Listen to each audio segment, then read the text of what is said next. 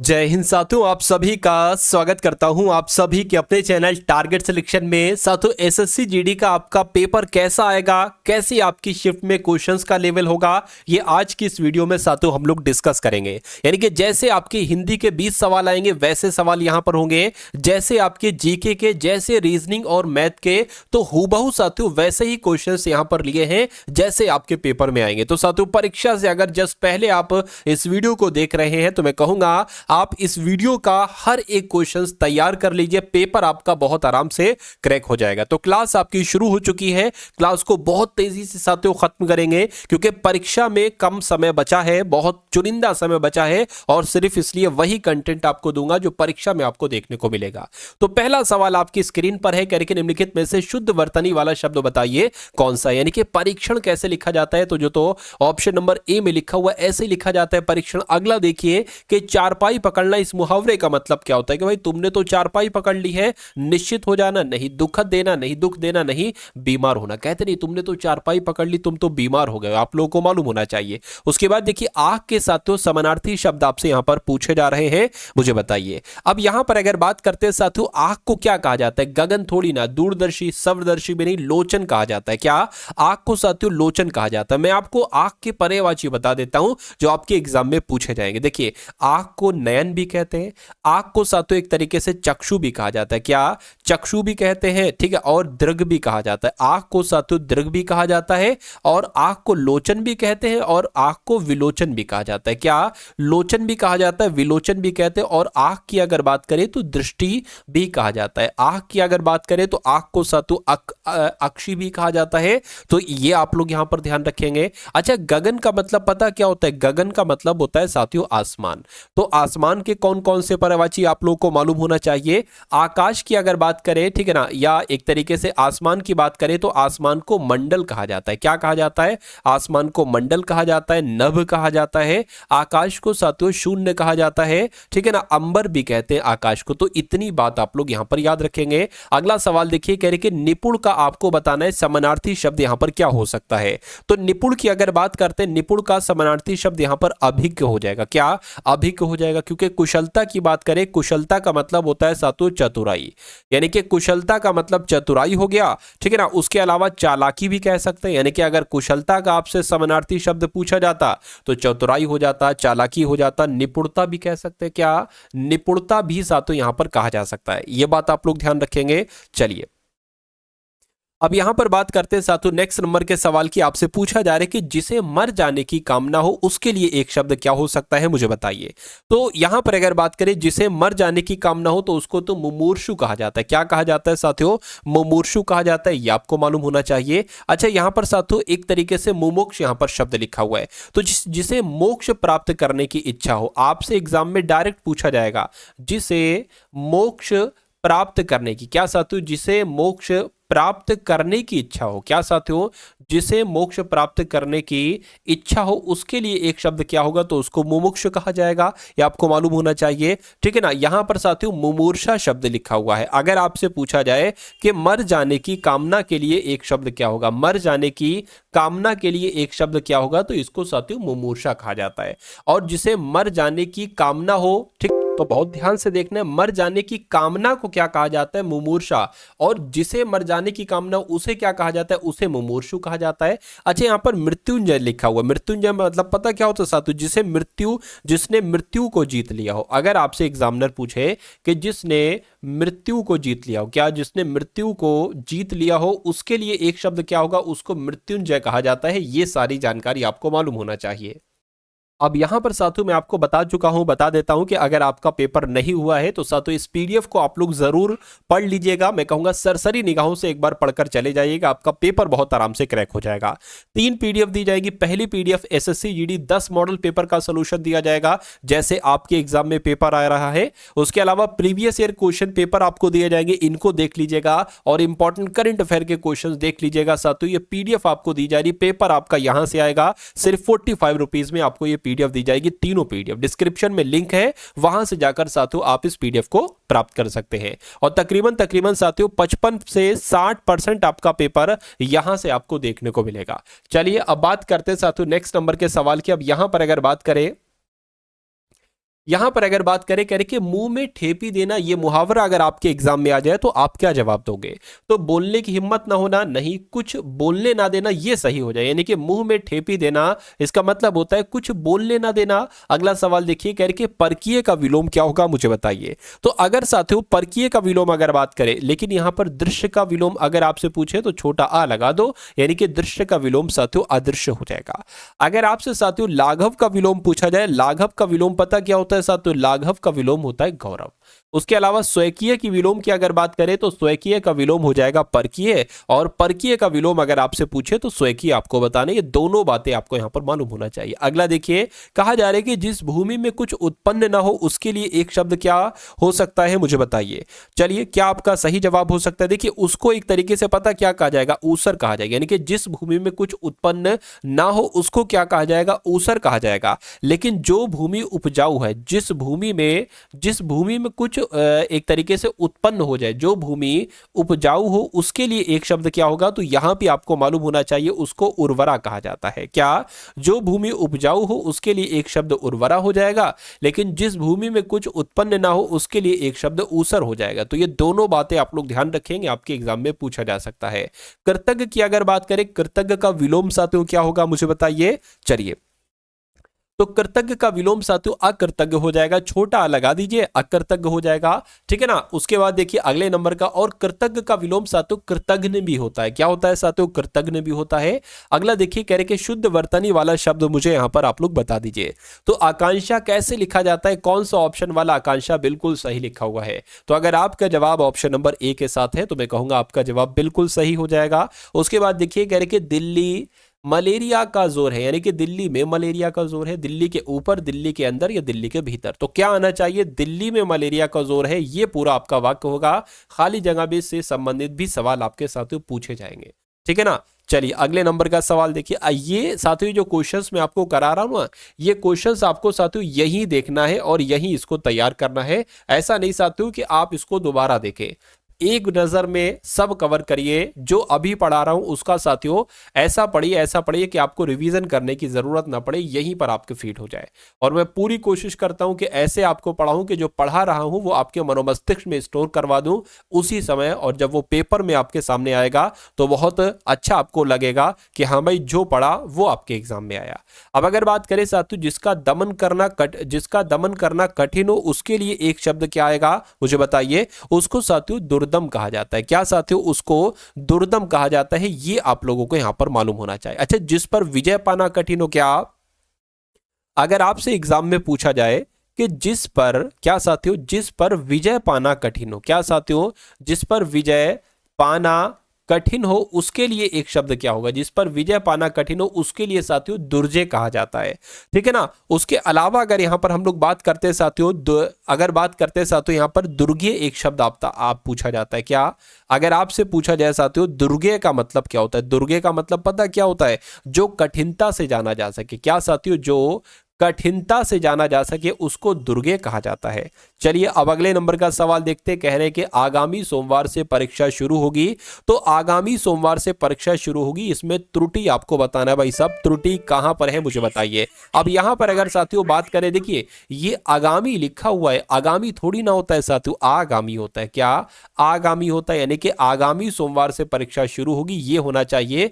संकीर्ण का विलोम क्या होगा साथियों? संकीर्ण का विलोम यहां पर आपसे पूछा जा रहा है कि अगर उत्तीर्ण की अगर बात करें तो भाई उत्तीर्ण का विलोम तो आपको पता होना चाहिए, अनुत्तीर्ण हो जाएगा। क्या उत्तीर्ण की अगर बात करें, उत्तीर्ण का विलोम साथियों अनुत्तीर्ण हो जाएगा, ठीक है ना। उसके अलावा अगर बात करते हैं साथियों कि संकीर्ण का विलोम क्या हो जाएगा? संकीर्ण का विलोम साथियों विस्तारित हो जाएगा। क्या विस्तीर्ण हो जाएगा? संकीर्ण का विलोम साथियों विस्तीर्ण हो जाएगा, ये आपको यहां पर मालूम होना चाहिए भाई। बहुत बढ़िया, वेरी गुड क्लास। चलिए अब उसके बाद देखिए साथियों नेक्स्ट नंबर का सवाल आपकी स्क्रीन पर है, करके इतिहास का जानकार, इसके लिए एक शब्द क्या होगा मुझे बताइए। तो इतिहास के जानकार को तो साथियों इतिहासज्ञ कहा जाता है, लेकिन अगर जब हम बात करते हैं कि प्रागैतिहासिक का मतलब क्या होता है, तो लिखित इतिहास, जो भी देखिए जो लिखित इतिहास है भाई, जहां से इतिहास को लिखा गया, यानी कि लिखित इतिहास से पहले का भी तो कोई चीज होगी, कोई काल होगा। तो लिखित इतिहास से पहले का जो भी साथियों चीजें हैं वो प्रागैतिहासिक कहलाई जाती हैं।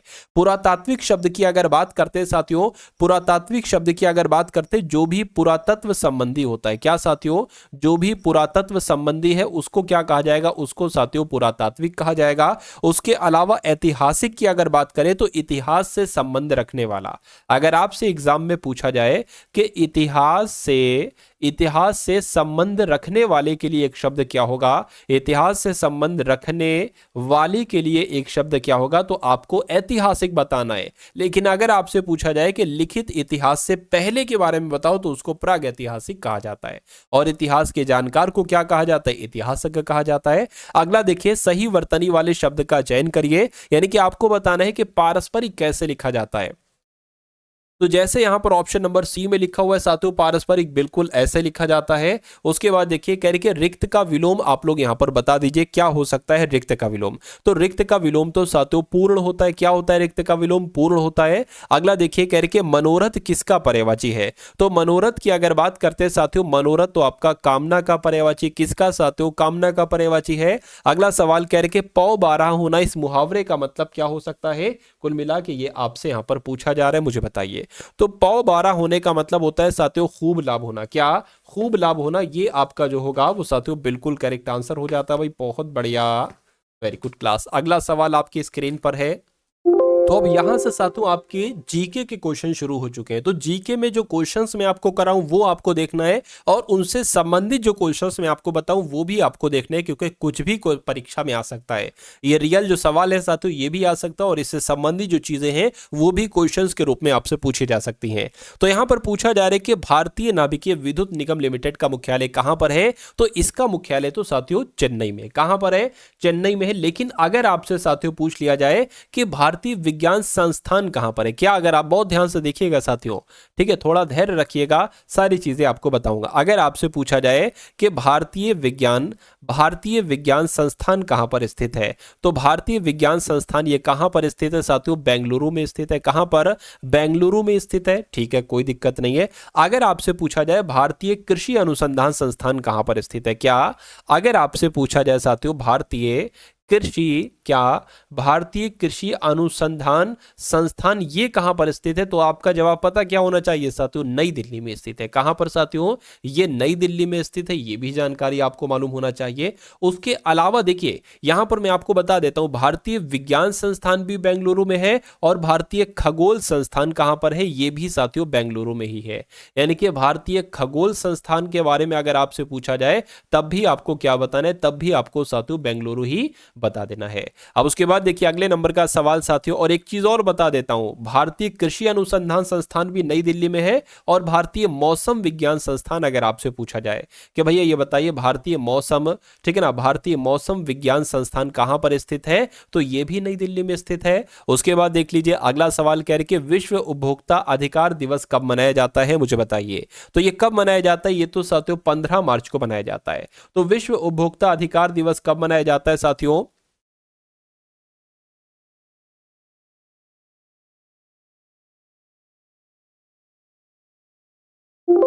ठीक है ना। अगला अगला सवाल देखिए, ध्यान रखना है साथियों, विश्व की बात है, राष्ट्रीय की बात नहीं आपसे पूछी जा रही है। राष्ट्रीय उपभोक्ता अधिकार दिवस अगर आपसे पूछा तो आपको साथियों 15 मार्च नहीं बताना था, फिर आपको 24 दिसंबर बताना था। क्या, अगर राष्ट्रीय इसमें लग जाए तो आपको साथियों 24 दिसंबर बताना है कि भैया जो है ना राष्ट्रीय उपभोक्ता अधिकार दिवस 24 दिसंबर को, और विश्व उपभोक्ता अधिकार दिवस साथियों 15 मार्च को मनाया जाता है। अच्छा यहाँ पर 15 मई लिखा हुआ है, 15 मई को साथियों कौन सा दिवस मनाया जाता है, 15 मई को विश्व परिवार दिवस मनाया जाता है। कौन सा साथियों, अगर आपसे पूछा जाए कि विश्व परिवार दिवस, क्या विश्व परिवार दिवस कब मनाया जाता है, तो 15 मई को मनाया जाता है। साथियों जो भी क्वेश्चंस मैं आपको करा रहा हूं ना, सवाल यहीं से बनेंगे, इससे बाहर से साथियों सवाल नहीं बनेंगे, इसलिए आप लोग बहुत धैर्य के साथ इस वीडियो को देखते जाइए। यानी कि भारतीय रिजर्व बैंक के पहले गवर्नर कौन थे, तो भारतीय रिजर्व बैंक की अगर बात करें, आरबीआई की बात करें, तो पहले गवर्नर कौन थे साथियों, सर ऑसबर्न स्मिथ थे। कौन थे साथियों, सर ऑसबर्न स्मिथ थे, ये आपको यहां पर मालूम होना चाहिए। लेकिन अगर आपसे सवाल ये पूछ लिया जाए कि ये बताइए आरबीआई के प्रथम भारतीय गवर्नर कौन थे, बहुत इंपॉर्टेंट सवाल है। क्या आरबीआई के प्रथम भारतीय, क्या साथियों, आरबीआई के प्रथम भारतीय गवर्नर कौन थे? तो आपका जवाब यहां पर क्या होना चाहिए? तो सीडी देशमुख होना चाहिए। क्या साथियों? तो आपका जवाब क्या होना चाहिए साथियों? तो आपका जवाब यहां पर सीडी देशमुख होना चाहिए, ये आपको यहां पर मालूम होना चाहिए, ठीक है ना। उसके अलावा अगर बात करते हैं आरबीआई की, अगर बात करते हैं, इसको बैंकों का बैंक कहा जाता है। क्या इसको बैंकों का बैंक कहा जाता है? ठीक है ना, ये भी आप लोग ध्यान रखना है। केंद्रीय बैंक कौन सा है? तो आरबीआई ही साथियों भारत का केंद्रीय बैंक है, ये भी आपको मालूम होना चाहिए, ठीक है ना। और इसकी स्थापना कब हुई? तो 1 अप्रैल 1935 को साथियों इसकी स्थापना हुई, ये भी आपको मालूम होना चाहिए। अगला सवाल आपकी स्क्रीन पर है, कहने के भारत की मार्शल आर्ट का एक खेल नहीं है, तो कौन सा साथियों नहीं है, ये मुझे देखकर बता दीजिए। तो यहां पर अगर बात करें, थांगटा है, सिमल्सबर्म है, खरी खांदा है, जेल हाउस रॉक नहीं, अब नहीं है, तो यही आपका राइट आंसर है। अगला सवाल आपकी स्क्रीन पर है, कहने के निम्नलिखित में से कौन सा एक युग्म सुमेलित नहीं है? बताइए कौन सा एक युग्म सुमेलित नहीं है, मुझे बताइए। चलिए, क्या आपका सही जवाब यहां पर साथियों हो सकता है? फटाफट बताइए। देखिए यहां पर येलो बुक लिखा हुआ, येलो बुक पता क्या होती है? जो फ्रांस सरकार है ना साथियों, फ्रांस सरकार की एक तरीके से आधिकारिक दस्तावेज को कहा जाता है येलो बुक, तो ये तो सही है। व्हाइट पेपर किसे कहा जाता है? किसी विशेष मुद्दे को आम लोगों के लिए खुलासा करने वाले भारत के दस्तावेज को क्या कहा जाता है साथियों? श्वेत पत्र कह लो या व्हाइट पेपर कह लो, एक ही बात है। रेड बुक क्या होती है? किसी देश द्वारा प्रतिबंधित पुस्तक अगर है, ये साथियों रेड बुक के अंतर्गत आएगी। तो मैं कहूंगा साथियों इसका जवाब जो होगा वो ऑप्शन नंबर डी होगा, यानी कि कौन सा सुमेलित नहीं है? तो उपरोक्त में से कोई नहीं, यानी कि ये सभी सुमेलित है, तो ये सभी सुमेलित है, आंसर आपका डी हो जाएगा। उसके बाद देखिए अगला सवाल कहा जा रहा है कि मोसाद किस देश की गुप्तचर संस्था है? तो मोसाद आपने नाम सुना होगा, ये इजराइल की साथियों एक संस्था है। क्या ये इजराइल की एक संस्था है? ये आपको यहां पर मालूम होना चाहिए। अच्छा, आपसे यहां पर इजराइल की संस्था के बारे में पूछा गया है। अगर आपसे इराक की इसी संस्था के बारे में पूछ लिया जाए कि इराक की गुप्तचर संस्था का नाम क्या है, तो अल मुखबरात है। क्या साथियों? अल मुखबरात आप लोग याद रखेंगे। अल मुखबरात ये कहां की गुप्तचर संस्था है? तो ये इराक की है, ये आप लोगों को यहां पर साथियों मालूम होना चाहिए। और पाकिस्तान की अगर बात करें कि पाकिस्तान की गुप्तचर संस्था का नाम क्या है, तो आईएसआई है। क्या है साथियों? आईएसआई है, ये भी आपको मालूम होना चाहिए। अगला सवाल आपकी स्क्रीन पर कहा जा रहा है कि एफईएमए की फुल फॉर्म क्या हो सकती है, मुझे बताइए। तो फॉरेन एक्सचेंज मैनेजमेंट एक्ट होती है, ये एफीमा की फुल फॉर्म। तो कहां पर फॉरेन एक्सचेंज मैनेजमेंट एक्ट लिखा हुआ है? मैं कहूंगा साथियों ऑप्शन नंबर सी में लिखा हुआ है, तो ये आपका बिल्कुल करेक्ट आंसर हो जाएगा। अगला सवाल आपकी स्क्रीन पर कह रहे सूरज ताल झील ये कहां पर स्थित है, मुझे बता दीजिए। तो सूरज ताल झील ये कहां पर स्थित है? ये तो साथियों हिमाचल प्रदेश में स्थित है। कहां पर स्थित है साथियों? हिमाचल प्रदेश में स्थित है। अच्छा, हिमाचल प्रदेश में और कौन कौन सी झीलें हैं, ये सवाल आपसे पूछा जा सकता है। अगर आपसे पूछा जाए कि रेणुका झील कहां पर है, तो रेणुका झील साथियों उत्तराखंड हिमाचल प्रदेश में, क्या यहां पर गलत है, ये मुझे करना चाहिए। तो हिमाचल प्रदेश में साथियों रेणुका झील हो गई। और चंद्रताल झील की अगर बात करते हैं साथियों, चंद्रताल झील, तो चंद्रताल झील कहां पर है, ये भी साथियों आपको मालूम होना चाहिए, हिमाचल प्रदेश में ही है, ठीक है ना। अब उत्तराखंड की बात कर लेते हैं कि उत्तराखंड में कौन कौन सी झील है जो आपसे साथियों एग्जाम में आपसे कुल मिला के पूछी जाती हैं। तो अगर आपसे पूछी जाए साथियों नैनीताल झील कहां पर है, तो नैनीताल झील कहां पर है? नैनीताल झील कहां पर है साथियों? नैनीताल झील आपके ये उत्तराखंड में हो गई। उसके अलावा अगर बात करते हैं साथियों सातताल झील बहुत पूछी जाती है, सातताल झील कहां पर है? तो ये भी साथियों उत्तराखंड में ही है, ये आपको मालूम होना चाहिए। अच्छा, राजस्थान की अगर हम लोग बात करें, यहां से सबसे ज्यादा सवाल पूछे जाते हैं। तो सांभर झील कहां पर है, ठीक है ना। राजस्थान में पुष्कर झील कहां पर है साथियों? राजस्थान में पुष्कर झील है। और राजसमंद झील कहां पर है? राजसमंद झील भी साथियों ये आपकी राजस्थान में स्थित है, ये आपको मालूम होना चाहिए। इतनी जानकारी आपको साथियों मालूम होना चाहिए। अच्छा, झीलों से संबंधित ये सवाल है, तो अगर आपसे एग्जामिनर ये पूछ ले कि झीलों के अध्ययन को क्या कहा जाता है, क्या साथियों अगर आपसे पूछ लिया जाए कि भैया ये बताइए कि झीलों के अध्ययन को क्या कहा जाता है, तो क्या कहा जाता है साथियों? लिम्नोलॉजी कहा जाता है। क्या आप लोगों को मालूम होना चाहिए साथियों लिम्नोलॉजी? क्या लिम्नोलॉजी कहा जाता है झीलों के अध्ययन को, यहां पर आप लोगों को मालूम होना चाहिए। अगला सवाल देखिए आपकी स्क्रीन पर है, कह रहे कि निम्नलिखित में से कौन सितार के साथ संबंधित नहीं है। तो सितार के साथ संबंधित साथियों कौन नहीं है, इतनी सी बात आपसे पूछी जा रही है, मुझे बताइए।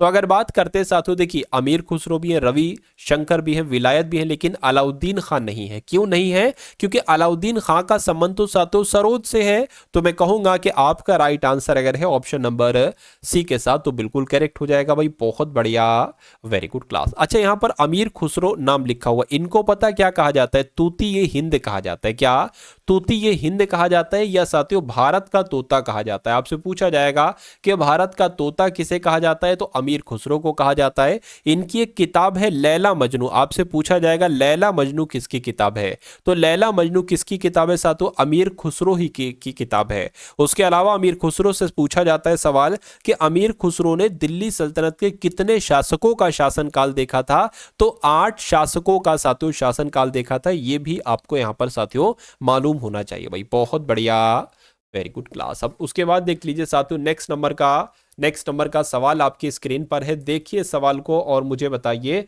कि आपका सही जवाब यहां पर क्या हो सकता है। अच्छा सवाल है साथियों, बढ़िया। कहा जा रहा है साथियों यहां पर कि निम्नलिखित में से कौन सा कथन सही, यानी कि कौन कौन से कथन सही हैं, ये आपको बताना है। कलपक्कम मिनी रिएक्टर को औपचारिक रूप से 1989 में चालू किया, बिल्कुल सही बात है। कामिनी रिएक्टर का इस्तेमाल रेडियोधर्मी तथा गैर रेडियोधर्मी पदार्थों के न्यूट्रॉनो रेडियोग्राफी के लिए किया जाता है, ये भी बिल्कुल सही है। यानी कि दोनों कथन यहां पर सही है, तो आंसर हमारा ऑप्शन नंबर सी हो जाएगा। उसके बाद देखिए अगला सवाल, कहने के द एक्सीडेंटल प्राइम मिनिस्टर के लेखक कौन है, तो द एक्सीडेंटल प्राइम मिनिस्टर के लेखक कौन है साथियों? संजू बारू है। कौन है साथियों? संजू बारू है। ये आप लोगों को यहां पर मालूम होना चाहिए। चलिए कोई दिक्कत नहीं है, चलिए अब उसके बाद देख लेते हैं साथियों नेक्स्ट नंबर का सवाल आपके स्क्रीन पर है। इस सवाल को देखिए और मुझे बताइए कि स्त्री शक्ति पुरस्कार के संदर्भ में निम्नलिखित में से किसके लिए देवी अहिल्याबाई होलकर पुरस्कार दिया जाता है? तो किसके लिए दिया जाता है साथियों? वीरता और साहस के लिए दिया जाता है। राइट आंसर आपका ऑप्शन नंबर डी हो जाएगा। अगला देखिए अरुण जेटली क्रिकेट स्टेडियम, ये कहां पर स्थित है? साथियों आपके एग्जाम में सवाल पूछा जाता है कि भैया अलग अलग तरीके से, कभी साथियों आपसे क्या पूछ लिया जाएगा, कभी क्या पूछ लिया जाएगा। अगर मैं साथियों बात बताऊं कौन कौन से स्टेडियम आपसे पूछे जाते हैं, तो आपसे पूछा जाता है नरेंद्र मोदी स्टेडियम। क्या अगर आपसे पूछा जाए कि नरेंद्र मोदी स्टेडियम कहां पर है, ठीक है, नरेंद्र मोदी स्टेडियम कहां पर है, तो यह साथियों गुजरात के अहमदाबाद में, ठीक है, गुजरात के अहमदाबाद में नरेंद्र मोदी स्टेडियम हो जाएगा। लेकिन अगर आपसे सवाल पूछे कि ईडन पार्क स्टेडियम कहां पर है, क्या ईडन पार्क स्टेडियम अगर आपसे पूछे, ईडन पार्क स्टेडियम अगर आपसे पूछे, तो ईडन पार्क स्टेडियम साथियों ये न्यूजीलैंड में, कहां पर है साथियों? ये तो न्यूजीलैंड में है। ये भी आपसे सवाल आपके एग्जाम में पूछा जाता है। अच्छा, उसके अलावा अगर आपसे पूछ लिया जाए गांधी स्टेडियम कहां पर है, क्या गांधी स्टेडियम कहां पर है, तो गांधी स्टेडियम ये यूपी के कानपुर में है। कहां पर है साथियों? यूपी के कानपुर में है। ये भी आपको मालूम होना चाहिए, ठीक है ना। वानखेड़े स्टेडियम, यह नाम आपने बहुत सुना होगा कि भैया वानखेड़े स्टेडियम कहां पर है, तो वानखेड़े स्टेडियम मुंबई में स्थित है। कहां पर है साथियों? वानखेड़े स्टेडियम की जब हम बात करते हैं तो ये कहां पर स्थित है? ये तो मुंबई में स्थित है भाई साहब, ठीक है ना। चलिए अब यहां पर अगर बात करें अरुण जेटली क्रिकेट स्टेडियम कहां पर स्थित है, तो ये दिल्ली में स्थित है। उसके अलावा साथियों अरुण जेटली क्रिकेट स्टेडियम, तो इसका अब नया नाम हो गया है। पहले पुराना नाम पता है इसका क्या था साथियों? फिरोज शाह कोटला इसको कहा जाता था। क्या फिरोज शाह साथियों कोटला इसको कहा जाता था, ये भी आपको मालूम होना चाहिए। उसके बाद देखिए कहा जा रहा है कि मांच किस राज्य का लोक नृत्य है, तो मुझे बताइए। तो मांच ये कहां पर किया जाता है? ये तो साथियों मध्य प्रदेश में किया जाता है। कहां किया जाता है? मध्य प्रदेश का लोक नृत्य है। लेकिन हरियाणा के लोक नृत्य के बारे में अगर आपसे पूछ लिया जाए तो आपको मालूम होना चाहिए डफ लोक नृत्य कहां का है। क्या साथियों अगर बात करें डफ लोक नृत्य कहां का है, तो हरियाणा का है साथियों डफ। और धमाल लोक नृत्य की अगर बात करें तो ये भी साथियों हरियाणा का ही है। ये आपको साथियों मालूम होना चाहिए। केरल की अगर बात करें तो साथियों कथकली हो जाएगा। कथकली हो जाएगा और साथियों मोहिनी अट्टम हो जाएगा, यह तो आपको मालूम ही है। उसके अलावा असम की अगर बात करें तो साथियों सत्रिया नृत्य कहाँ का हो जाएगा, सत्रिय नृत्य आपका साथियों असम का हो जाएगा। उसके अलावा एक केरल का और पूछा जाता है, पायदानी लोक नृत्य कहाँ का है, पायदानी, ठीक है, पायदानी लोक नृत्य ये भी केरल में ही किया जाता है। इतनी जानकारी आपको मालूम होना चाहिए, ठीक है ना। चलिए अब उसके बाद देखिए अगले नंबर का सवाल है। इस सवाल को साथियों देखिए और मुझे बताइए कि आपका सही जवाब क्या होगा। पूछा आपसे ये जा रहा है कि विख्यात बोरोबुदुर बुद्ध मंदिर ये कहां पर स्थित है। तो ये मंदिर कहां पर स्थित है साथियों, ये मंदिर इंडोनेशिया में स्थित है। क्या ये इंडोनेशिया में स्थित है, ये आपको साथियों यहां पर मालूम होना चाहिए। उसके बाद देखिए कह रहे कि फ्री स्टाइल शब्द किस खेल से जुड़ा हुआ है, तो फ्री स्टाइल शब्द साथियों तैराकी से जुड़ा हुआ है। किस खेल से जुड़ा हुआ है साथियों, तैराकी से जुड़ा हुआ है। अगला सवाल कह रहे कि निम्नलिखित में से किसके पास दुनिया का सबसे बड़ा यूरेनियम भंडार है। तो दुनिया का यूरेनियम भंडार अगर सबसे बड़े की बात करें तो साथियों कनाडा के पास है। कनाडा आपका यहां पर बिल्कुल करेक्ट आंसर हो जाएगा। अगला देखिए कंप्यूटर चिप का दूसरा नाम क्या होता है। तो कंप्यूटर की चिप को साथियों माइक्रो चिप भी तो कहा जाता है। क्या माइक्रो चिप भी कहा जाता है, ये आपको मालूम होना चाहिए, ठीक है ना। चलिए अगर वैसे तो विज्ञान कंप्यूटर विज्ञान का जनक अगर पूछे तो साथियों चार्ल्स बेबेज आपको बता देना है। दो फुल फॉर्म बहुत पूछी जाती है, कंप्यूटर का सवाल आ गया ना तो यूपीएस पूछी जाती है, उसके अलावा एएलयू पूछी जाती है और साथियों सीपीयू पूछी जाती है। सीपीयू की फुल फॉर्म हो जाएगी सेंट्रल प्रोसेसिंग यूनिट। उसके अलावा साथियों एएलयू की अगर बात करें तो अर्थमेटिक लॉजिक यूनिट हो जाएगी। यूपीएस की अगर बात करते हैं तो अनइंटरप्टेड पावर सप्लाई, ये इसकी फुल फॉर्म हो जाएगी। तीनों फुल फॉर्म्स आप लोग यहाँ पर बहुत अच्छे तरीके से याद रखेंगे। चलिए यानी कि गुंडेचा बंधु का संबंध किस राजघराने से है, तो डागरी घराने से। कहां से है साथियों, डागरी घराने से है। अगला देखिए कह के गरीबों का वास्तुकार किसे कहा जाता है। तो लॉरी बेकर की अगर हम बात करते हैं तो लॉरी बेकर को साथियों गरीबों का वास्तुकार कहा जाता है। ये बात आप लोग यहां पर याद रखेंगे। तो यहां से साथियों अब आपके सामने से 40 सवाल हो चुके हैं और अब रीजनिंग के क्वेश्चंस हम लोग देखेंगे। रीजनिंग के जैसे सवाल आप एग्जाम में देखेंगे तो वैसे ही साथियों यहां पर भी आप लोग देखेंगे, यानी कि बहुत रत्ती भर का साथियों चेंजेस नहीं होगा, ठीक है। चलिए तो पहला सवाल रीजनिंग का है, कह रहे हैं कि जिस प्रकार शरीर का तापमान बुखार से है उसी प्रकार शरीर की वसा का संबंध किससे होगा। मोटापे से, रक्त से, भोजन से या साथियों उपचार से। क्या होगा इस सवाल का जवाब मुझे बताइए। देखिए शरीर का तापमान बढ़ने से बुखार हो जाता है, लेकिन जब शरीर की वसा बढ़ती है तो पता क्या हो जाता है, तो मोटापा बढ़ जाता है, मोटापा हो जाता है, मोटा हो जाता है साथियों इंसान। इसलिए जिनका आंसर ऑप्शन नंबर ए है बिल्कुल करेक्ट है। अगला सवाल कहा जा रहा है कि एक विशिष्ट कोड भाषा में PRETTY को 894773 लिखा जाता है, SCIENCE को 6524154 लिखा जाता है। तो प्रिंस को आपको बताने साथियों क्या लिखा जाएगा मुझे बताइए। देखिए कभी भी अगर ऐसा सवाल आए कि भाई इन लेटर्स को ये लिखा जाता है, फिर से आए इन लेटर्स को ये लिखा जाता है, तो 99% चांसेस ये होता है कि ये कोड दे रखे होते हैं। जैसे कि P का कोड है 8, R का कोड है 9, Y का कोड है 3, ऐसे करके कोड दे रखे होंगे। तो मैं कहूंगा P यहां पर लिखा है, P का कोड ढूंढिए कहां पर है। इसमें P है, नहीं है, इसमें P है, P है। P का कोड 8 बताया गया तो 8 यहां पर आ जाएगा। R ढूंढिए, R यहां पर मिल गया ये वाला R, तो R का कोड 9 है तो यहां पर 9 आ जाएगी। देखिए 8 9 हर एक ऑप्शन में, हर एक ऑप्शन में, ठीक है। इसकी अगर बात करते हैं क्या I की, I को ढूंढिए, I इसमें नहीं है, I इसमें बिल्कुल है तीसरा वाला, तो 2 यानी कि I का कोड 2 हो जाएगा। तो 892 कहां पर है, यहां पर है, यहां पर है, यानी कि आंसर ये नहीं हो सकते।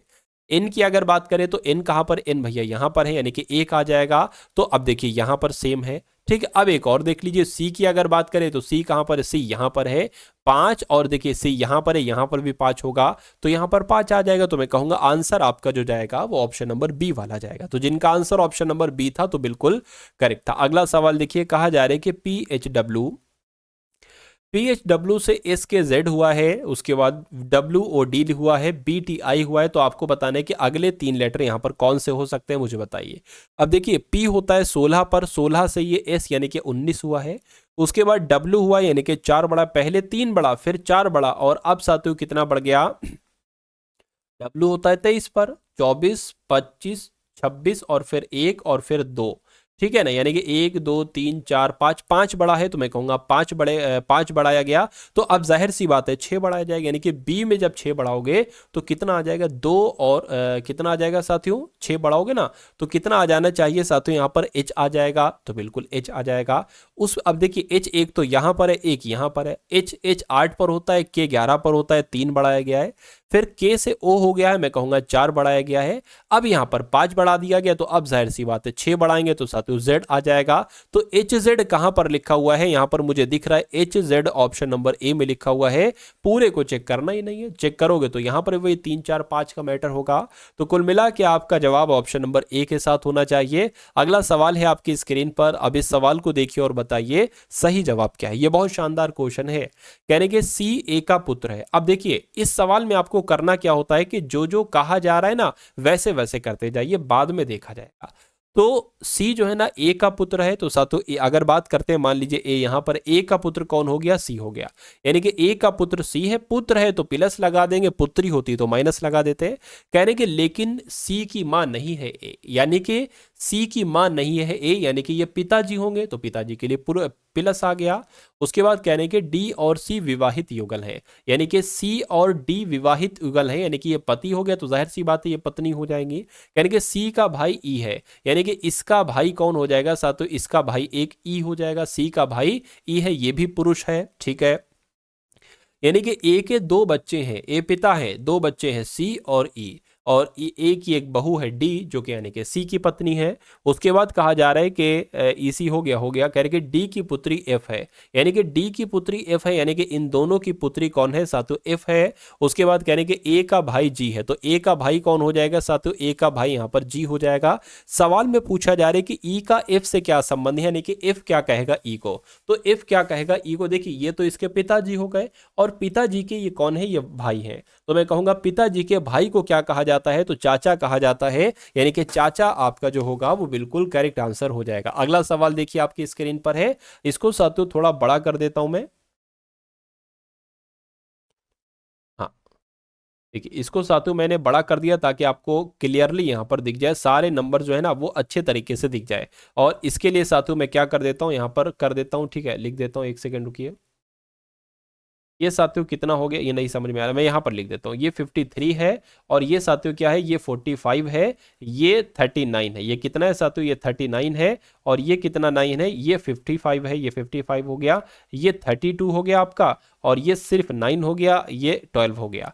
तो अब आपसे कुल मिला के पूछा क्या क्या जा रहा है, ये आप लोग यहाँ पर एक बार देखकर मुझे साथियों बता दीजिए। कहा जा रहा है कि दिए गए आरेख में त्रिभुज महिलाओं को निरूपित करता है, यानी कि इधर त्रिभुज है ना साथियों, ये महिलाएं हो गई, क्या हो गई, ये जितनी भी नंबर त्रिभुज में ये सब महिलाएं हैं, यानी कि वर्ग माताओं को निरूपित करता है, यानी कि वर्ग में जितने नंबर हैं वो सब माता हैं। और वृत्त की अगर बात करें तो जितने भी वृत्त में नंबर हैं वो सब नृत्यांगना है। तो अलग अलग खंडों में दी गई जानकारियां हैं, ठीक है, कोई दिक्कत नहीं। कह रहे कि कितनी महिलाएं नृत्यांगना है, महिलाएं किधर गई, कितनी महिलाएं नृत्यांगना है, मैं कहूंगा साथियों इतनी महिलाएं, क्या इतनी महिलाएं नृत्यांगना है, इतनी महिलाएं नृत्यांगना है, लेकिन माताएं नहीं है, माता वाला भाई ये हो जाएगा, यानी कि ये आंसर नहीं होगा। तो मैं कहूंगा 9 महिलाएं नृत्यांगना तो है लेकिन माताएं नहीं है, तो 9 आपका जवाब हो जाएगा। और 9 कौन से ऑप्शन में है, तो ऑप्शन नंबर सी वाले में है भाई, बहुत बढ़िया, वेरी गुड क्लास। अगला सवाल साथियों आपके स्क्रीन पर है, इस सवाल को देखिए और मुझे बताइए सही जवाब आपका यहां पर किस ऑप्शन के साथ जाएगा। कह रहे हैं कि आपको अंग्रेजी डिक्शनरी के अकॉर्डिंग यहां पर लगाना, इन सभी वर्ड्स को अंग्रेजी डिक्शनरी के अकॉर्डिंग आपको लगाना है, तो लगा दीजिए, क्या दिक्कत है साथियों।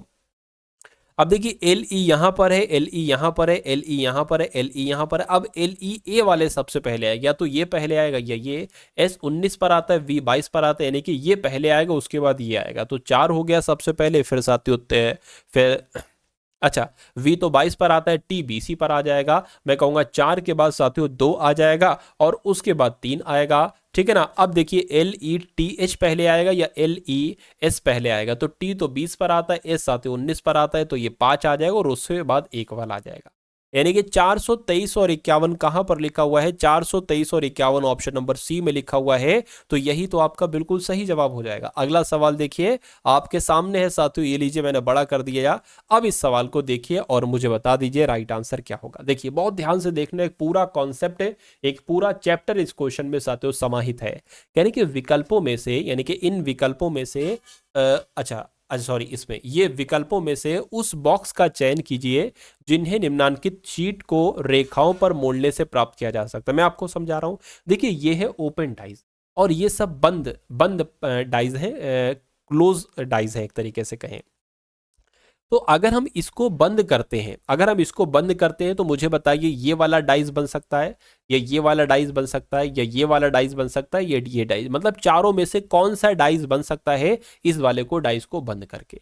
अब यहां पर एक कॉन्सेप्ट होता है साथियों जो आपको मालूम होना चाहिए। देखिए अगर यहां पर 3 का विपरीत 5 है, बिल्कुल 3 का विपरीत 5 ही है, पहला सवाल तो यही पूछा जा सकता था कि 3 का विपरीत क्या है, तो 3 का विपरीत 5 हो जाएगा और 6, 1 का विपरीत 6 हो जाएगा, बचा 2, 2 का विपरीत 4 हो जाएगा। ठीक है ना। चलिए देखिए अगर 3 यहां पर पासे में दिख रहा है तो साथियों 3 का विपरीत 5 है, 5 नहीं दिखना चाहिए। तो 3 लिखा है, 3 का विपरीत 5 नहीं दिख रहा है, ठीक है। उसके बाद 2 है, 2 का विपरीत क्या है, 4 है। तो अगर 2 दिख रहा है पासे में तो 4 नहीं दिखना चाहिए, नहीं दिख रहा है, ठीक है। अब 6 है, यहां पर 6 का विपरीत 1 है, तो अगर 6 पासे में है तो 1 नहीं दिखना चाहिए, नहीं दिख रहा है, यानी कि मैं कहूंगा इससे ये वाला पासा बन जाएगा।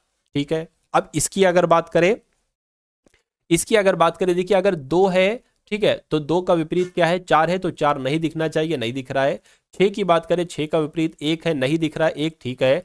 5 की अगर बात करें, 5 के विपरीत 3 है, नहीं दिख रहा है, मैं कहूंगा ये वाला पासा भी बन जाएगा, ठीक है, कोई दिक्कत नहीं है। अब उसके बाद अगर बात करें यहां पर साथियों क्या है, 4 है, तो 4 का विपरीत 2 है, लेकिन 2 हमें दिख रहा है, तो मैं कहूंगा ये वाला पासा नहीं बन पाएगा।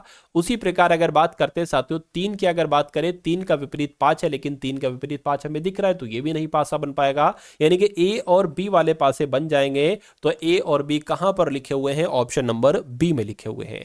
अगला सवाल आपकी स्क्रीन पर है, आपसे पूछा जा रहा है कि PRO, ठीक है, TECTION को ये लेटर के रूप में लिखा जा सकता है। उसी प्रकार एब्सोल्युटली को किन लेटर्स की तरीके से लिखा जा सकता है ये आपको यहां पर बताना है। अब देखिए पी की अगर बात करें साथियों, पी होता है आपका 16 पर, आर 18 पर होता है, ओ 15 पर होता है, टी 20 पर होता है, ई 5 पर होता है, सी 3 पर होता है, टी 20 पर होता है, आई 9 पर, और ओ साथियों 15 पर, और एन आपका 14 पर होता है। अब देखिए ये 16 है, 16 से यहां पर 17 हो गया, यानी कि एक बढ़ाया गया है।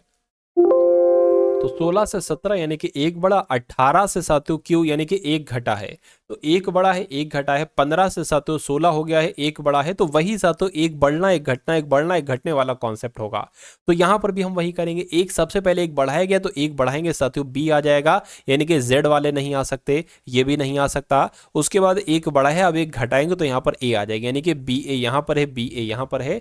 उसी प्रकार इसमें साथियों अब देखिए एक घटाया है, एक बढ़ाएंगे तो यहां पर टी आ जाएगा, फिर एक घटाएंगे तो साथियों यहां पर एन आ जाएगा, यानी कि ये एम वाला भी नहीं हो सकता। मैं कहूंगा सही जवाब अगर आपका है ऑप्शन नंबर बी, तो बिल्कुल करेक्ट है। साथियों आप कोशिश किया कीजिए कि आंसर आप मुझसे पहले दिया करिए।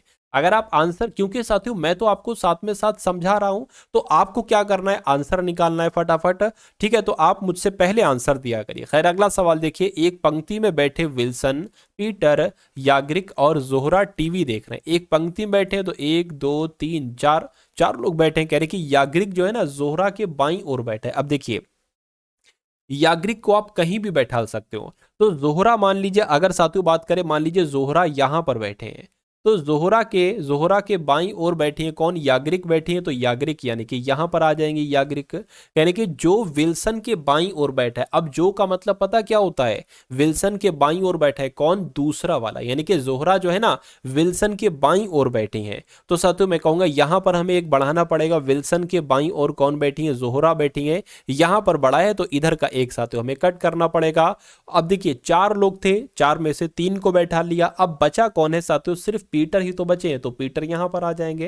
कहने के पंक्ति के किसी भी छोर पर नहीं बैठा है, तो पंक्ति के किसी भी छोर पर साथियों कौन नहीं बैठा है, तो कुल मिला के आपसे ये पूछा जा, क्या लिखा हुआ, यदि वह पंक्ति के, क्या लिखा हुआ, याग्रिक के बाईं ओर कौन है। अच्छा याग्रिक के बाईं ओर कौन है, तो याग्रिक के बाईं ओर तो पीटर है, यदि वह पंक्ति के किसी भी छोर पर नहीं बैठा है।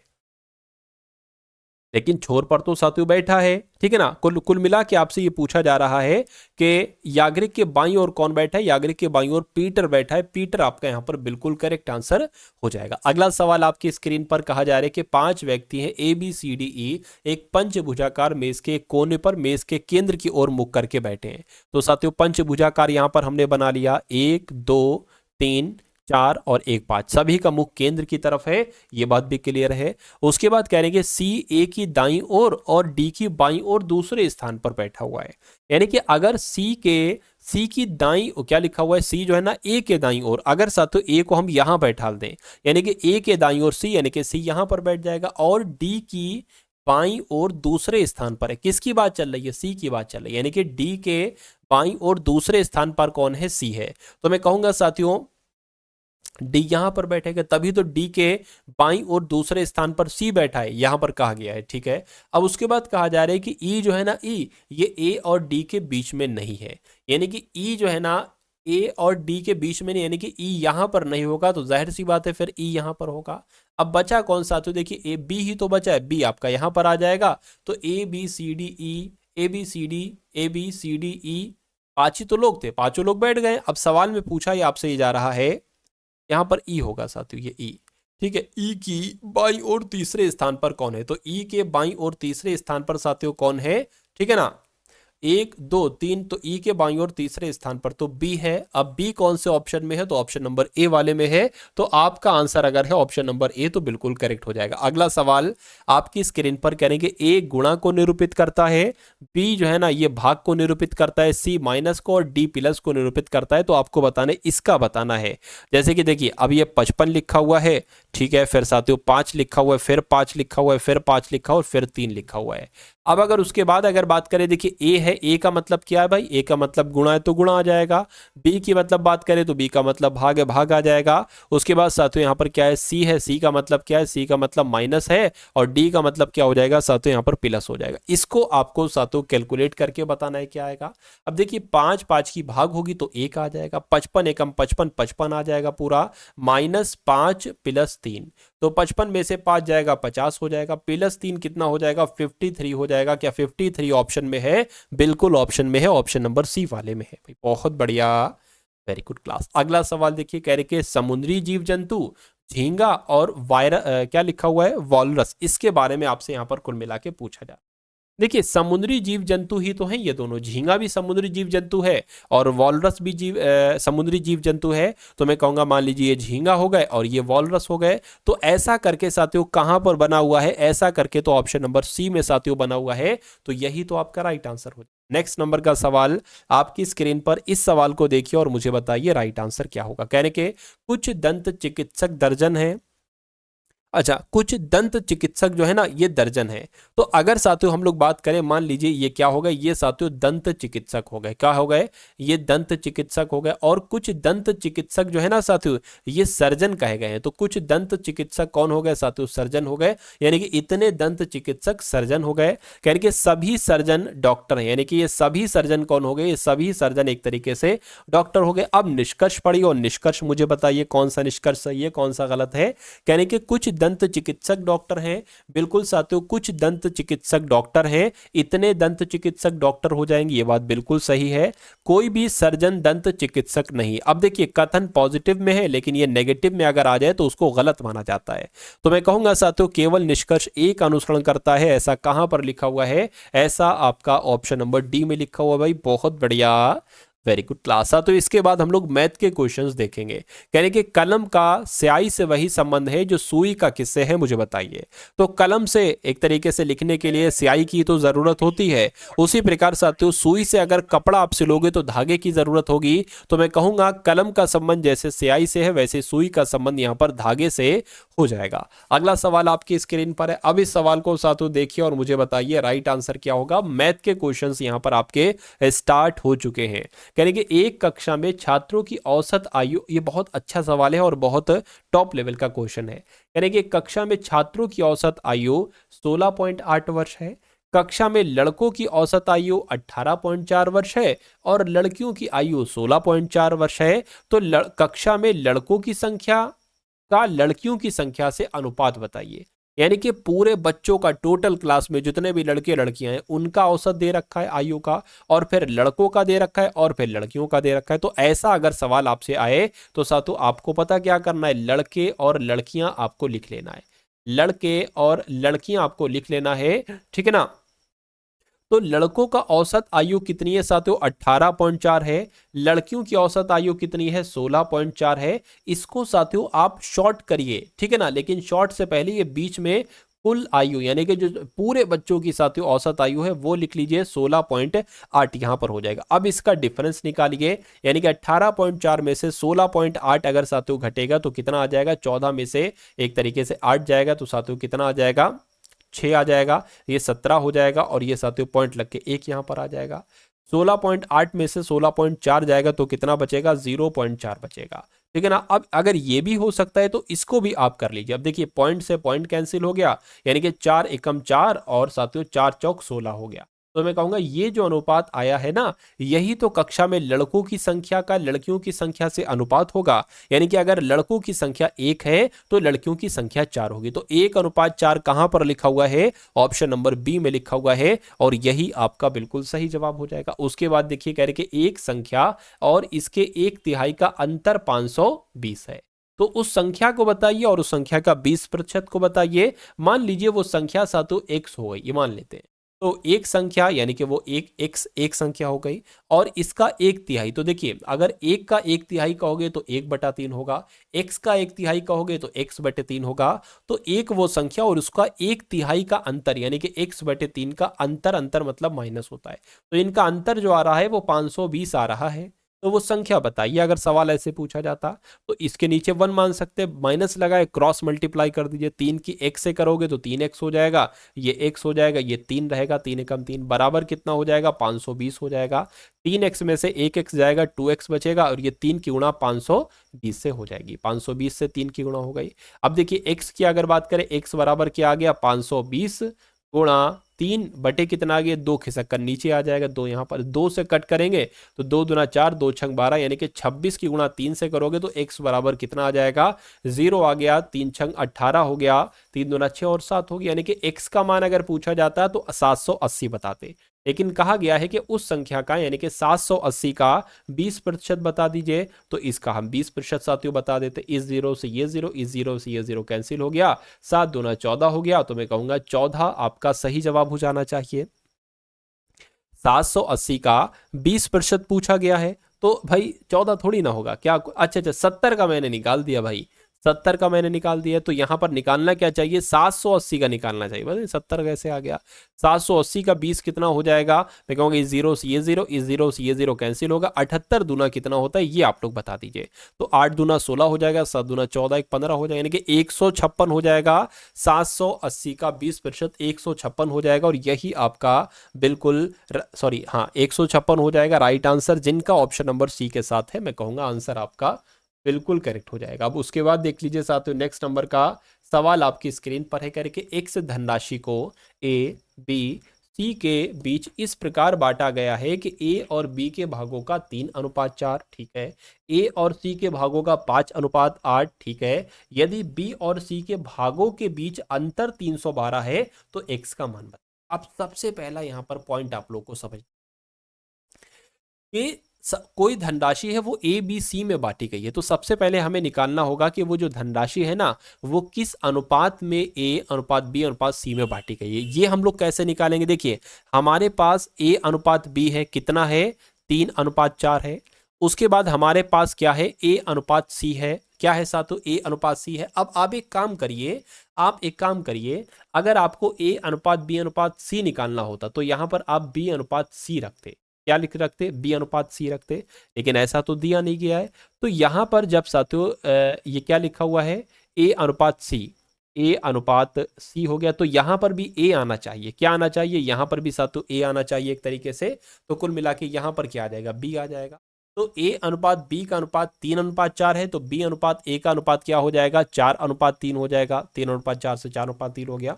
और ए और सी का अनुपात तो दे रखा है साथियों 5:8 यहां पर दे रखा है।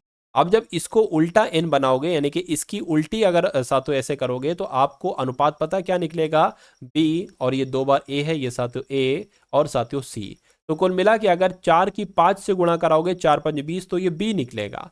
5 की गुणा 3 से कराओगे, 5 6 15, ये a निकलेगा।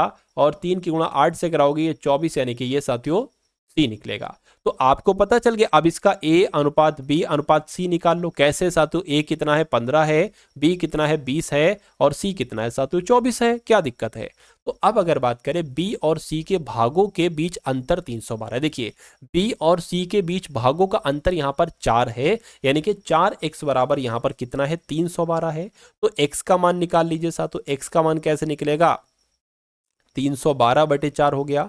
ठीक है ना। इसको थोड़ा सा मैं हटा देता हूं यहां पर, देखिए। हाँ, तो 3 सत्ते 28 आपका हो जाएगा। ठीक है ना। तो और सॉरी, 3 से थोड़ी ना, 4 से कट करना है। 4 पंजे 20, 4 छंग 24, 4 सत्ते 28 हो जाएगा। 4 सत्ते 28 हो गया, और यहाँ पर कितना आ जाएगा, 3 आ जाएगा, 32 हो गया। और 4 सत्ते 28, 4 अट्ठे 32, यानी कि x बराबर आपका कितना आ गया, 78 आ गया। तो कुल मिला के आपसे पूछा जा रहा है तो x का मान कितना हो जाएगा। x का मान कुल मिला के साथियों यहाँ पर आपसे पूछा जा रहा है। ठीक है ना। x का मान साथियों कैसे निकालोगे पता है। x का मान निकालोगे, ये पूरी धनराशि, ये x थोड़ी ना होगा, x वो होगा, x तो पूरी धनराशि है। और पूरी धनराशि क्या है, यही तो पूरी धनराशि है। यानी कि पूरी धनराशि है 15 प्लस 20 प्लस 24। तो इसको जोड़ो जरा, इसको जोड़ोगे कितना आ जाएगा, 15 20 कितना हो जाएगा, 25 35, और 35 और साथियों 24 कितना हो जाएगा, 35 और 24 आपका हो जाएगा 9 और 5, यानी कि आपको 59x का मान निकालना है। x का मान आप निकाल चुके हो। x का मान कितना है साथियों, 59 है। और साथियों आपको x का मान 78 है। 59x यानी कि 59 गुणा 78 का मान आपको बताने, वो होगा x, ये थोड़ी ना है। तो साथियों कोई दिक्कत नहीं, यहाँ पर हम लोग निकाल लेते हैं।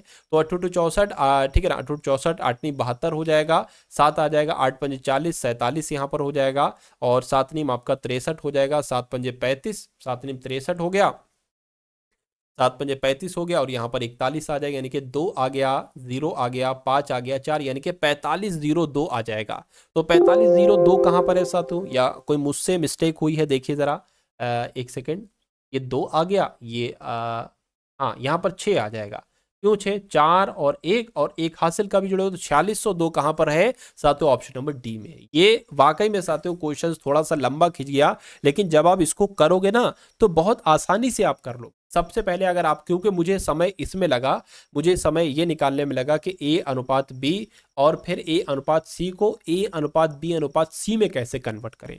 अगर ये आपको पहले से पता है तो इसमें बहुत कम समय लगेगा, और जब ये चीज़ निकल आएगी तो फिर ये चीज़ और ये चीज़ और ये चीज़ निकालना बहुत आसान आपके लिए हो जाएगी। तो कुल मिला के ये सवाल अगर आपने पढ़ लिया है, अच्छे से समझ में आ गया है, और ये सवाल आ जाता है, तो आप लाखों बच्चों को पछाड़ सकते हो। लेकिन अगर जिन्होंने ये सवाल नहीं देखा है, ठीक है, ये जिनकी समझ में नहीं आया है और ये सवाल आपके एग्जाम में आ जाता है, तो आप लाखों बच्चों से पछड़ जाओगे। तो ये बात आपको यहाँ पर साथियों याद रखना है। उसके बाद देखिए अगला सवाल कह रहे कि दो संख्याओं के लघुत्तम समापवर्त और महत्तम समापवर्त कितने हैं, 210 और 5 हैं। ठीक है, यदि दोनों संख्याओं में एक संख्या 30 है तो दूसरी संख्या क्या होगी। एक सूत्र होता है एलसीएम गुणा एचसीएफ। क्या, एलसीएम गुणा एचसीएफ बराबर पहली संख्या, क्या साथियों, पहली संख्या गुणा दूसरी संख्या। क्या साथियों, पहली संख्या गुणा दूसरी संख्या। तो एलसीएम यहां पर कितना दे रखा है, 210 दे रखा है। एचसीएफ कितना दे रखा है साथियों, यहां पर एचसीएफ आपका 5 दे रखा है।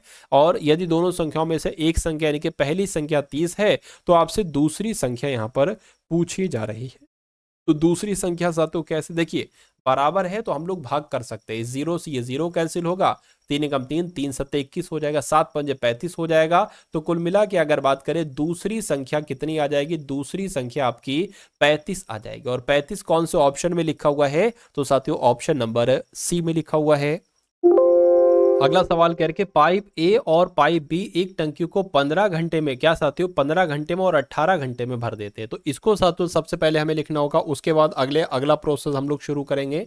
तो यहाँ पर साथियों कहा गया है कि जब ए को खोला जाता है तो ए 15 घंटे में अच्छा खाली कर देता है। तो ए किसी भी टंकी को 15 घंटे में खाली कर देता है, और बी की अगर बात करें तो ये 18 घंटे में खाली कर देता है। खाली कर देता है तो माइनस लगा लेते हैं याद के लिए। उसके बाद कह रहे हैं कि पाइप सी अकेले अगर इस टंकी को 6 घंटे में भर देता है, यानी कि ये भर देता है तो साथियों 6 घंटे में भर देता है। यदि सभी तीनों पाइप एक साथ खोल दिए जाते हैं तो टंकी का 2/3 भाग कितने समय में भर जाएगा। तो अगर हम सबसे पहले अगर बात करें कि टोटल पानी कितना है, तो टोटल पानी कितना है ये हमें कैसे पता चलेगा। 15, 18, 6 का एलसीएम निकालेंगे तो वो टोटल पानी होगा। तो 15, 18 और 6, इसका एलसीएम ज्ञात कर लीजिए। 2 से कट करेंगे 15 आ जाएगा, ये आपका 9 आ जाएगा, ये 3 आ जाएगा। 3 से कट करेंगे 3 कम 3, 3 3 9 और ये 3 पंजे 15 हो गया। अब 3 से कट होगा, एक बार 5 से कट होगा, 2 3 6, 6 3 18, 18 पंजे 90। यानी कि साथियों अगर यहाँ पर अच्छे तरीके से अगर हम लोग यहाँ पर बात करें तो 90 आ जाएगा। ये 90 क्या हो जाएगा, ये टोटल पानी हो जाएगा। ये भैया उस टैंक में टोटल पानी कितना है, तो 90 लीटर हम लोग मान सकते हैं, ठीक है ना। तो कुल मिला के साथियों अगर हम बात करेंगे तो अब इसकी भाग दीजिए, 15 की 90 से भाग देंगे तो साथियों 6 आ जाएगा। 15 पंजे 75, 15 छक्का 90, 18 पंजे 90 और 6 से अगर करेंगे तो 6 कम 6, 6 पंजे 30। कहने का मतलब ये है कि ए अगर एक घंटे में 6 लीटर पानी खाली करता है, बी 1 घंटे में 5 लीटर पानी खाली करता है, तो सी 1 घंटे में 15 लीटर पानी भर देता है। तो अगर तीनों को एक साथ खोला जाए तो 1 घंटे में कितना पानी भरा जाएगा। देखिए उसी घंटे में ये 6 + 5 यानी कि 11 लीटर तो खाली करेंगे, लेकिन ये सी वाला जो है ना 15 लीटर भर देगा। तो कहीं ना कहीं 1 घंटे में 4 लीटर पानी भरा जाएगा। 1 घंटे में 4 लीटर पानी भरा जाएगा। और पानी टोटल भरना कितना है, टोटल पानी है 90। यहां पर कहा गया था कि टोटल पानी के, टंकी के टोटल पानी के 2/3 भाग को भरना है, उसमें कितना समय लगेगा। तो टोटल पानी का 2/3 भाग पहले पता तो निकालिए। 3 से कट करेंगे 30 यानी कि 60 हो जाएगा। तो कुल मिला के 60 लीटर आपको साथियों पानी भरना है। 60 लीटर पानी आपको भरना है। तो 4 की गुणा किससे करें कि 60 लीटर पानी हो जाए, मैं कहूंगा 15 से करें, ठीक है। तो इसकी भी 15 से गुणा करना पड़ेगी, यानी कि 15 घंटे में साथियों कितना पानी भरा जा सकता है, 60 लीटर पानी भरा जा सकता है। तो मैं कहूंगा टंकी का 2/3 भाग कितने समय में भर जाएगा, 15 घंटे में भर जाएगा। और 15 घंटे साथियों ऑप्शन नंबर डी में लिखा हुआ है। अगला सवाल देखिए, ये भी क्वेश्चन बहुत इंपॉर्टेंट था। अगला सवाल देखिए, ठीक है। आपसे पूछा जा रहा है कि जब 176 को 1:4:6 में विभाजित किया जाता है तो सबसे बड़े हिस्से और सबसे छोटे हिस्से में कितना अंतर होता है। तो सबसे बड़ा कौन सा है, ये है, और सबसे छोटा कौन सा है साथियों, ये है, ठीक है ना। तो साथियों जब टोटल रकम हमें पता होती है और उसका अनुपात हमें पता होता है कि भाई 3 लोगों में इतनी इतनी अनुपात में विभाजित है, तो हम अनुपात निकाल सकते हैं कि भाई इसको कितना मिला, इसको कितना मिला, इसको कितना मिला। यानी कि अगर टोटल 176 है और ये 3 लोगों में विभाजित है तो सबसे बड़ा भाग कितना होगा, पता कैसे निकालोगे। 176 गुणा सबसे बड़ा भाग 6 है तो 6 लिख लो, बटे में पता क्या आएगा, इन सब का योग आ गया, कितना हो जाएगा, 11 हो जाएगा। 11 एकम 11, 6 जाएगा 66 हो जाएगा, 11 छंग 66 हो जाएंगे, ठीक है ना। इतनी बात साथियों क्लियर है। तो सबसे बड़ा भाग एक तरीके से कितना निकल आएगा, 16 छंग आपके 96, यानी कि सबसे बड़ा भाग कितना निकल आ जाएगा साथियों, बड़ा भाग एक तरीके से 96 आ जाएगा। उसके बाद सबसे छोटा भाग कितना हो जाएगा, सबसे छोटा भाग की अगर 176 गुणा सबसे छोटा भाग 1 है तो यहाँ पर 11 आ जाएगा, ये आपका 16 आ जाएगा। 16 एकम 16 यानी कि छोटा भाग कितना आ जाएगा साथियों, छोटा भाग आपका यहाँ पर 16 आ जाएगा। तो इनका अंतर पूछा है, अंतर मतलब माइनस होता है, 96 में से 16 घटाओ तो 80 आ जाएगा, यानी कि 80 आपका और हमारा यहाँ पर बिल्कुल सही और बिल्कुल करेक्ट आंसर हो जाता है। भाई बहुत बढ़िया, वेरी गुड क्लास। तो ये थे साथियों आपके यहाँ पर क्वेश्चन सभी सब्जेक्ट के। तो आपको ये कैसी क्लास लगी एक बार कमेंट सेक्शन में साथियों आप लोग जरूर बता दीजिएगा। उसके अलावा अगर हम लोग बात करें जिस पीडीएफ के बारे में मैंने जिक्र किया था, जिस पीडीएफ के बारे में आपको बताया था, अगर आपका एग्जाम कुछ घंटे बाद है, चंद मिनट बाद है, चंद मिनट नहीं अगर कुछ घंटे हैं, तो मैं कहूंगा जिस पीडीएफ के बारे में मैंने आपको बताया था वो एक बार आप लोग सरसरी निगाहों से देखकर चले जाइएगा। सिर्फ और सिर्फ 45 रुपए की बात है, बहुत अधिक रुपए नहीं, सिर्फ 45 रुपए।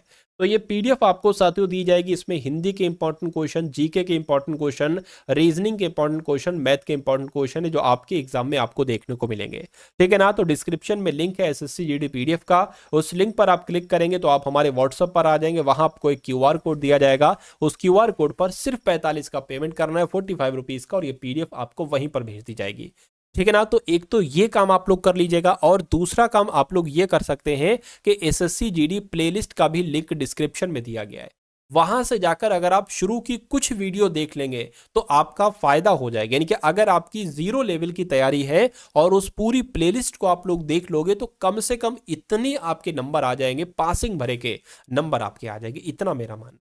ठीक है ना। चलिए तो साथियों एक प्यारे से कमेंट के माध्यम से बताइएगा कि ये क्लास आपको कैसी लगी। वीडियो को लाइक नहीं किया तो वीडियो को लाइक करके जाइएगा, और जो भी आपके जानने वाले हैं जिनका एग्जाम है एसएससी जीडी का, उनको इस वीडियो को आप लोग जरूर शेयर कर दीजिएगा।